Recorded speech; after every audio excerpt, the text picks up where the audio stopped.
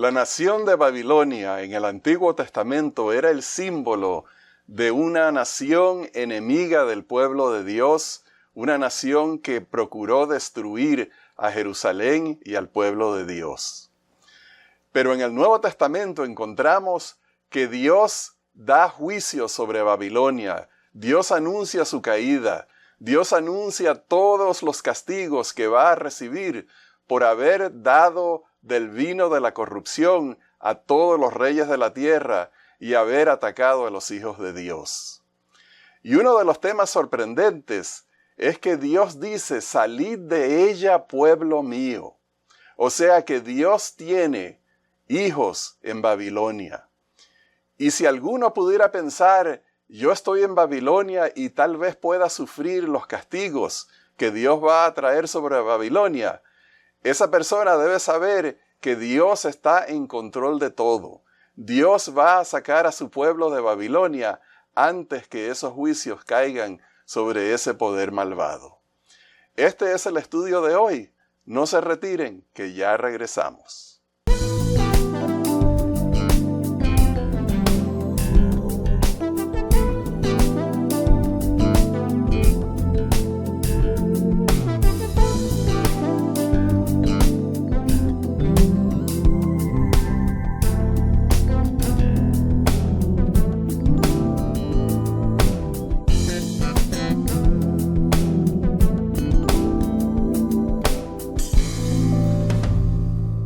Hola, apreciados hermanos, bienvenidos a Perspectiva Bíblica. Y Johnny, hoy tenemos el tema del juicio sobre Babilonia.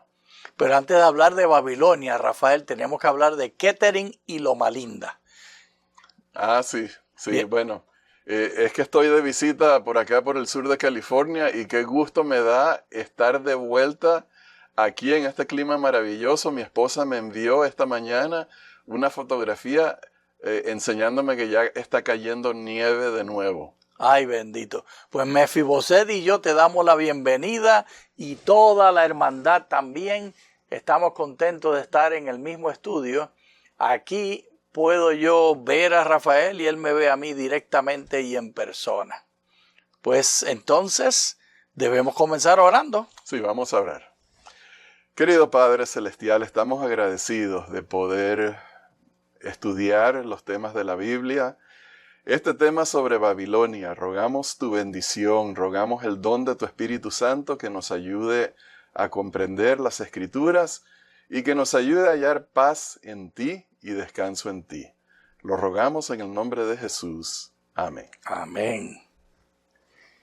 Las Escrituras en el capítulo 18 del libro de Apocalipsis, los versos 4 y 5, tienen una descripción muy particular para nosotros, que es el foco del estudio de esta semana. Leamos.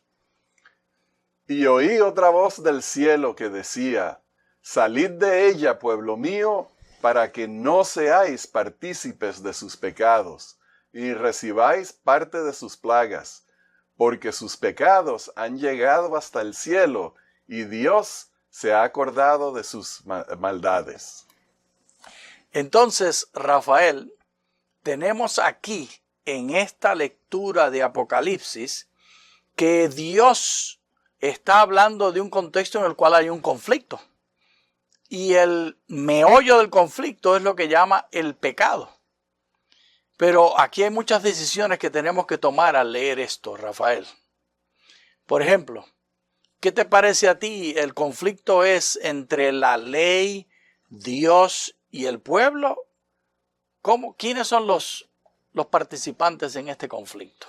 Bueno, encontramos en este pasaje que Babilonia juega el papel principal, el protagonismo principal. Bueno, Dios es el protagonista principal, pero el tema es sobre Babilonia.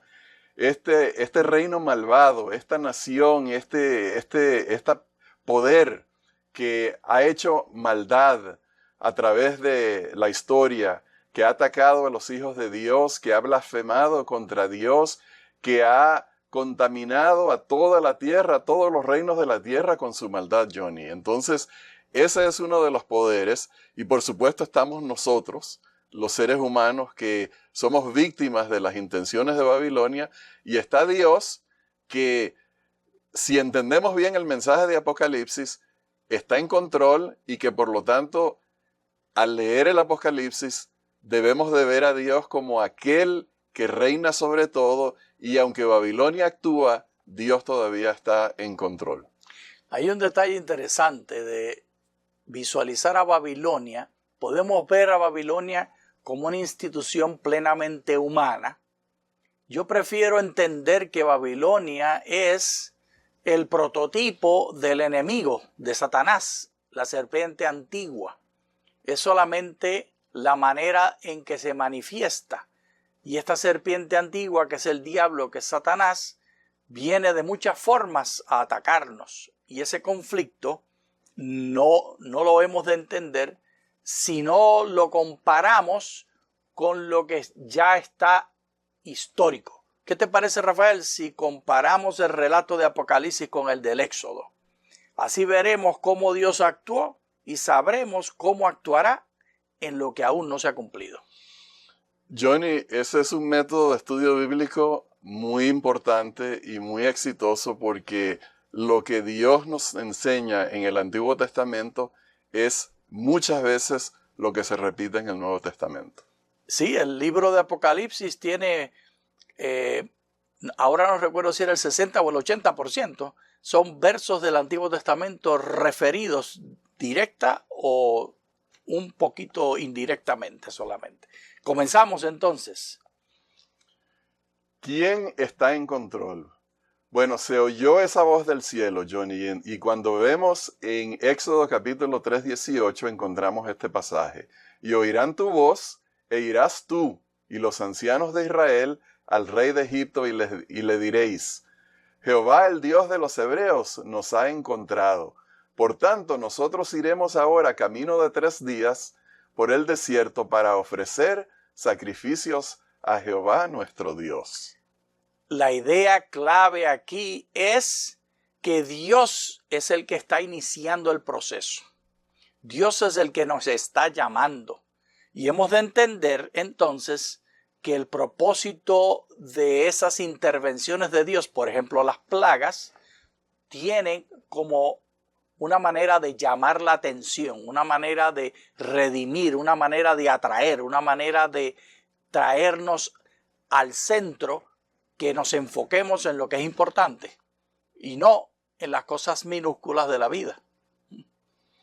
Entonces, si Dios es el que está iniciando el mensaje, es porque Dios sabe, Dios entiende, Dios está en control y nos está dejando saber a nosotros. Exacto. Y el propósito es que nosotros salgamos de Babilonia. Es un propósito redentivo. Lo podemos ver también en Éxodo.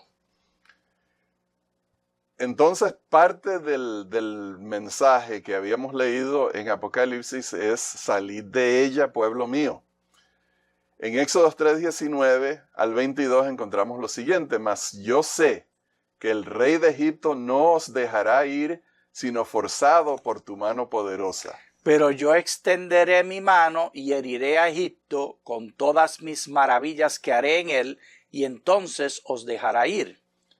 Y yo daré a este pueblo gracia en los ojos de los egipcios, para que cuando salgáis no vayáis con las manos vacías, sino que pedirá cada mujer a su vecina y a su huésped alhajas de plata, alhajas de oro y vestidos, los cuales pondréis sobre vuestros hijos y vuestras hijas, y despojaréis a Egipto. La idea clave en este verso, cuando vemos las plagas en Egipto, es que estas plagas tenían un propósito redentivo.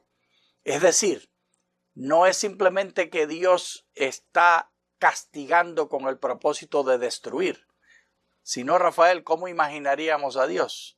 Imaginaríamos que Dios está: aquí los voy a hacer sufrir y los vamos a ver quemándose. Bueno, Johnny, esa sería la imagen que Satanás quisiera pintar del carácter de Dios, que Dios es un Dios de venganza, retributivo, que está buscando el pecado en los seres humanos, para castigar, para... Esa es la descripción del diablo de lo que sería la justicia de Dios, para hacer justicia, que la justicia de Dios se manifiesta entonces como castigo a la humanidad. Cuando los que entendemos bien el Nuevo Testamento sabemos que la justicia de Dios es el castigo de Dios sobre Cristo, en quien puso nuestros pecados, para entonces darnos a nosotros la gracia, la virtud, la santidad de Cristo para darnos la salvación a nosotros. Esa es la verdadera justicia de Dios, que Dios castigó en Cristo nuestros pecados y nos atribuye a nosotros su justicia. Y en este paso, en lo que leímos anteriormente, vemos que aún al último momento, en la última plaga, Dios convirtió el corazón de los egipcios a través de sus manifestaciones que estaban procurando mostrarle a ellos el camino correcto que ellos han de seguir, y le entregan oro y le dan entonces manifestación al entregar este oro de la aceptación que ellos están haciendo del mensaje de Dios y de la aceptación de que el pueblo de Israel le toca salir. Además, esto lo utilizo como lente para nosotros entender entonces el Apocalipsis, que esas intervenciones de Dios tienen como propósito que haya oportunidad de redención. Y habla entonces de algo más.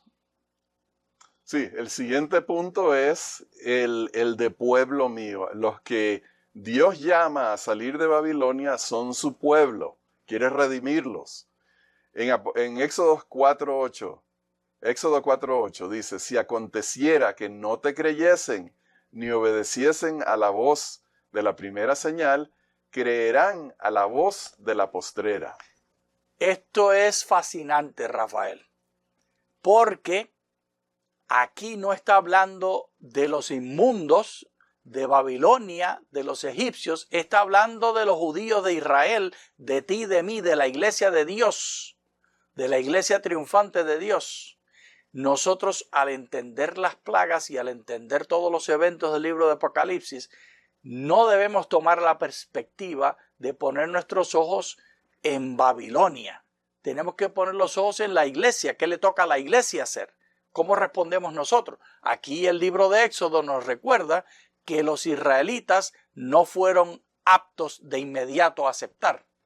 Y Dios inclusive las plagas las usó para convencer aún a los israelitas, siempre con propósito redentivo. Y así yo veo también el libro de Apocalipsis. ¿Qué más tenemos?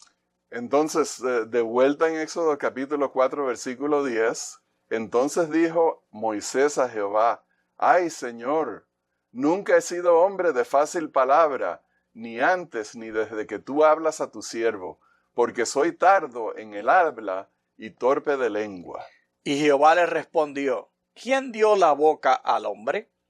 ¿O quién hizo al mudo y al sordo, al que ve y al ciego? ¿No soy yo Jehová? Ahora pues ve, y yo estaré con tu boca, y te enseñaré lo que hayas de hablar.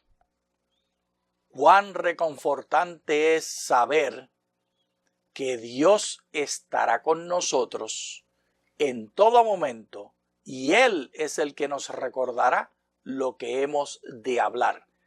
Rafael, al leer el libro de Apocalipsis y los eventos de allí, hemos de entender que nosotros somos parte integral y que Dios tiene el control completo. Y Él es el que inclusive nos hace hablar lo que tenemos que hablar. O sea que Dios nos inspira a nosotros, nos da a nosotros su palabra, su Espíritu Santo, para que nosotros podamos ser, Johnny, partícipes en ese llamado a salir de Babilonia. Porque ese llamado no le pertenece solamente a Dios, sino que nosotros somos la extensión de Dios en este mundo para señalar a todos acerca del castigo a Babilonia, acerca de la obra de Babilonia, para que aquellos que son pueblo de Dios, aquellos que, y Dios, yo creo que Dios quiere que todos sean su pueblo, Dios considera a todos sus hijos, pero entonces nosotros somos las personas que hacemos ese llamado, que persuadimos a las personas, que los llamamos con amor, que insistimos para que ellos también respondan a este llamado aceptando la gracia de Dios. Y hasta el último momento, en la última plaga de Egipto, hubo conversos y hubo quienes se unieron al pueblo de Israel y salieron con los judíos de Egipto. Y así Dios está actuando de la misma manera hoy para redimir. Y el llamado más importante de Babilonia y de este capítulo, de estos versos que leímos de Apocalipsis 18, es para evitar el pecado. ¿Cómo lo presenta la Escritura? No seáis partícipes de sus pecados, somos incrédulos como ellos, pero Dios se enoja de la incredulidad. Entonces en el versículo 14 dice, entonces Jehová se enojó contra Moisés y dijo, ¿no conozco yo a tu hermano Aarón, levita, y que él habla bien? Y he aquí que él saldrá a recibirte, y al verte se alegrará en su corazón. Tú le hablarás a él y pondrás en su boca las palabras, y yo estaré con tu boca y con la suya. Y os enseñaré lo que hayáis de hacer. Y él hablará por ti al pueblo. Él te será a ti en lugar de boca, y tú serás para él en lugar de Dios. Y tomarás en tu mano esta vara con la cual harás las señales. Aquí vemos, Rafael, esta dinámica viva y activa entre Dios, el ser humano como predicador, sus faltas y sus miedos, como en el caso de Moisés, y cómo Dios provee a través de otros seres humanos dentro de la iglesia que también le apoyan. Así que no es un cuadro bonito, Rafael, de que allá está Babilonia, todos los malos, y acá está el pueblo de Dios y están todos bonitos, bien preparaditos. No es así. Hay una dinámica y un tira y jala, y el mismo pueblo de Dios necesita de esos llamados del Apocalipsis para traer lo mejor de ellos y hacer el propósito de Dios. Y Johnny, yo pienso que todos nosotros podemos entender esa inseguridad de Aarón y de Moisés, que no podían hablar, que no tenían la capacidad. Se estaban enfrentando ante el poder de Faraón, pero Dios le dio la capacidad y les dio el poder para realizar la obra que Él los había llamado. Y si Dios capacitó a Aarón y a Moisés, esa es una enseñanza para nosotros para decirnos que Dios nos capacita también a nosotros. Si tenemos la voluntad de salir a dar el llamado de Dios, si tenemos el deseo, tenemos el hambre, el amor por las almas en nuestro corazón, Dios nos está diciendo a través de estos pasajes, nos está dando la orden de ir a hacer el llamado y nos está dando la capacidad de poder atraer a las personas a Jesús. Eso es un mensaje poderoso, Johnny. Amén. Al mismo tiempo, Rafael, la liberación no es inmediata. ¿Cómo dice la Escritura? En Éxodo 4:22 dice, entonces Moisés se volvió a Jehová y dijo, Señor, ¿por qué afliges a este pueblo? ¿Para qué me enviaste? Y en el versículo 23, porque desde que yo vine a Faraón para hablarle en tu nombre, ha afligido a este pueblo y tú no has librado a tu pueblo. Rafael, de nuevo presentamos esta dinámica que hay aquí. Yo sugiero que no veamos el libro de Apocalipsis, que no veamos el capítulo 18 y el llamado de ese primer ángel para salir de Babilonia como algo todo bien bonito, bien marcadito y toda la gente actuando conforme tienen que actuar como que fueran marionetas, sino que es activo. Dios está con el propósito de capacitarnos y de redimir todos los que puedan ser redimidos de Babilonia. O sea que si la parte de Egipto, la experiencia de Israel en Egipto, saliendo de esa Babilonia que era Egipto, fue una salida problemática, fue una salida con dolores, con penurias, fue una salida difícil.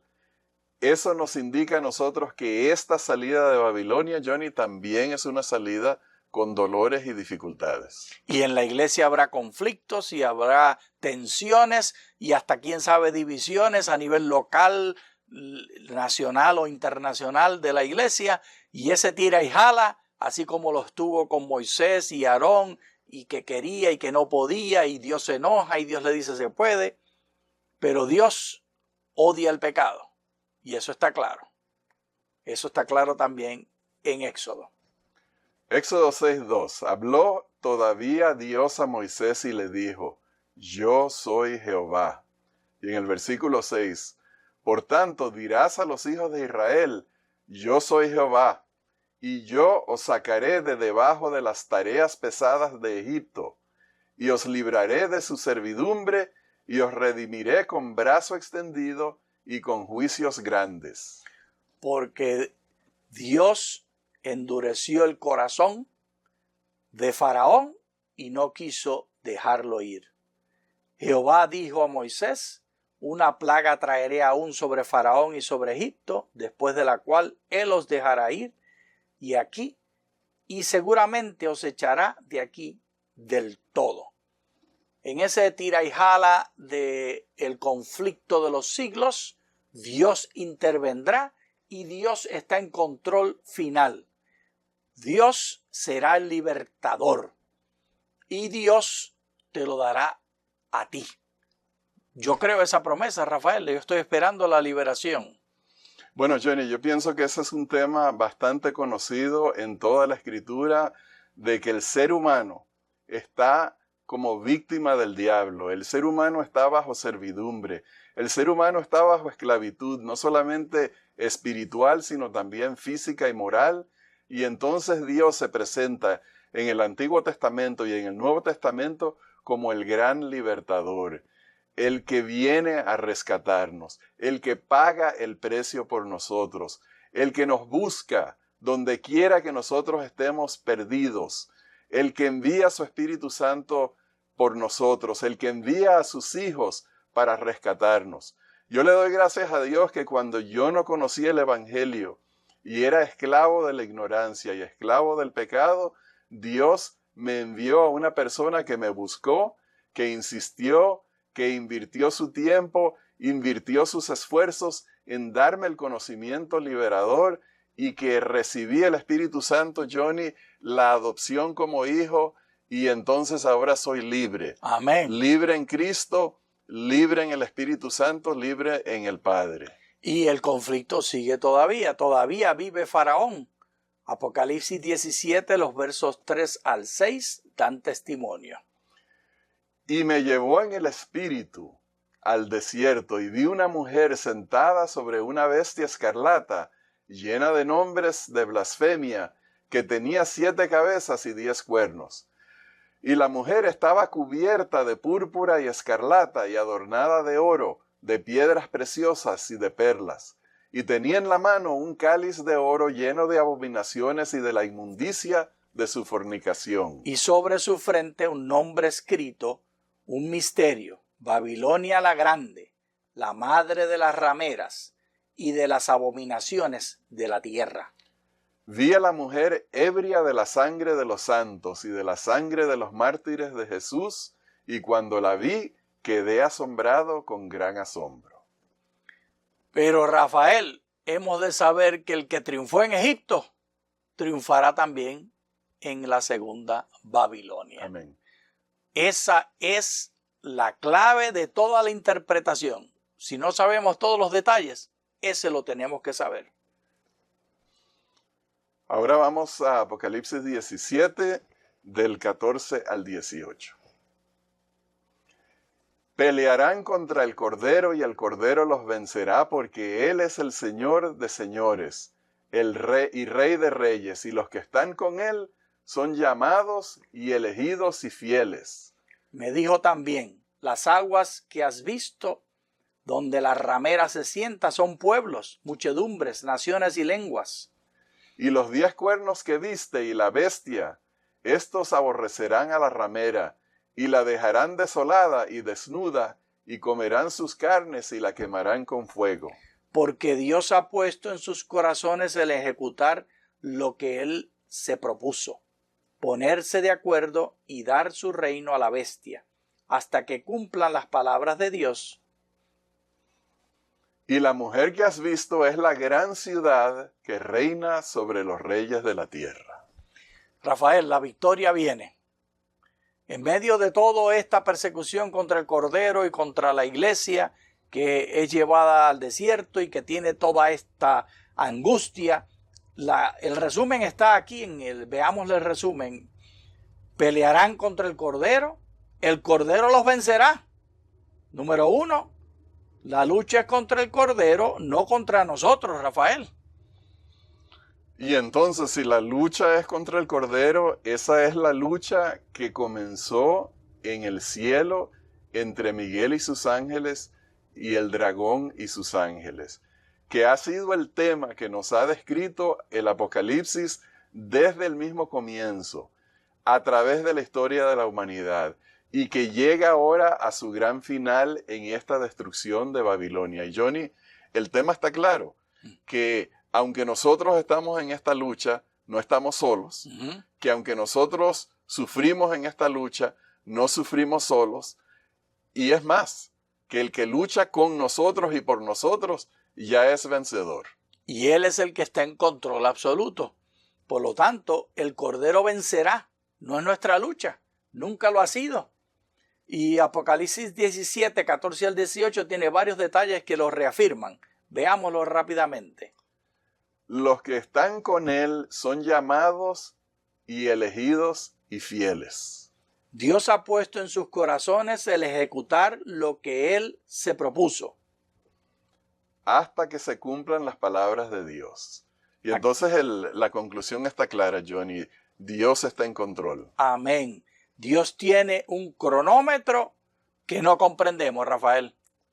Nosotros no sabemos ni entendemos ese cronómetro.